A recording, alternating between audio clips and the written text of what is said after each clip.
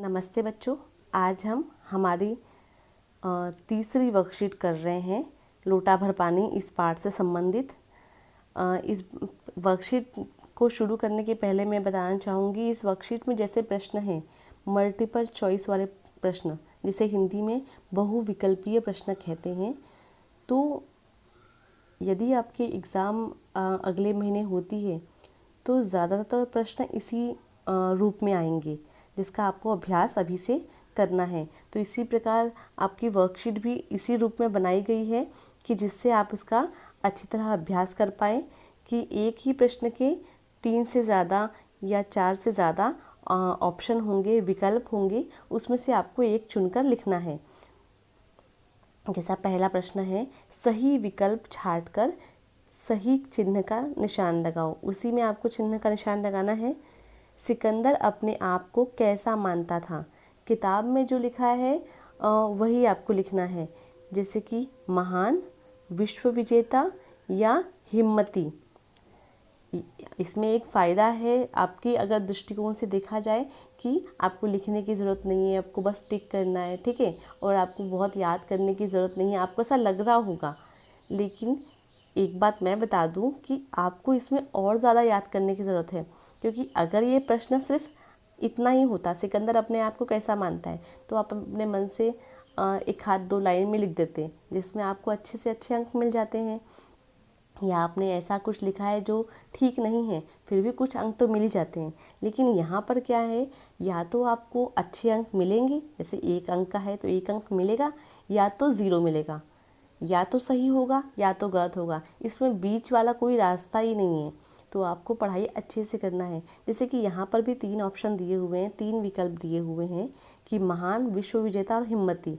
हिम्मती तो ठीक है, आप लोगों को लग रहा है कि ठीक है वो गलत है, लेकिन विश्व विजेता और महान में हम कंफ्यूज हो जाते हैं कि इन दोनों में से कौन सा सही है। तो इसके लिए आपको किताब पढ़ना आवश्यक है। तो सिकंदर अपने आप को कैसा मानता था, इसे आपको टिक करना है। मैं आंसर नहीं बताऊंगी, आप लोग स्वयं किताब पढ़ेंगे और सही चिन्ह का निशान लगाएंगे। दूसरा, सैनिक सिकंदर के लिए कैसे थे? वो उनको कैसा मानता था? आदरणीय मानता था, ठीक है, यहाँ ऑप्शन में भी वही है, राजा, महान और आदरणीय। सैनिकों को क्या वो महान मानता था या आदरणीय मानता था या अपने बराबर का मानता था? तो इसे आपको सही चिन्ह का निशान लगाना है, सही पर। तीसरा, फकीर की कुटिया में क्या क्या था? कौन कौन सा सामान था? एक लाठी, एक लोटा, एक कुश का आसन, या सिर्फ एक लोटा, एक लाठी, या सिर्फ कुश का आसन और लोटा? तो जो सही है उसे आपको सही का निशान लगाना है। सिकंदर 1 लोटा पानी के बदले क्या देने को तैयार हो गया? पूरा घर, पूरा गांव या पूरा साम्राज्य? यहाँ जोड़ियाँ लगाने के लिए कहा गया है। शब्दार्थ लिखे हैं एक तरफ उनके अर्थ लिखे हैं। आपको सही जोड़ियाँ लगानी है। जैसे कुश, कुश का अर्थ होता है घास। विलक्षण, विलक्षण का अर्थ क्या हो सकता है? अनोखा, पागल, छक्की, उत्तर न देने योग्य या प्रविधि। इनमें से कौन सा है वो आपको करना है। सनकी अर्थात क्या? पागल, छक्की। तकनीक यानी क्या? निरुत्तर यानी उत्तर न देने योग्य। तो इस प्रकार इनकी जोड़ियाँ लगानी है। इसके बाद है विलोम शब्द। हार, जीत, नई, पुरानी, बेचना, खरीदना, आदर, निरादर, राजा, रंक। ठीक है, राजा का रानी कोई नहीं लिखेगा। बहुत से बच्चे राजा का विलोम शब्द रानी लिख देते हैं, वो लिंग बदलो है बच्चों।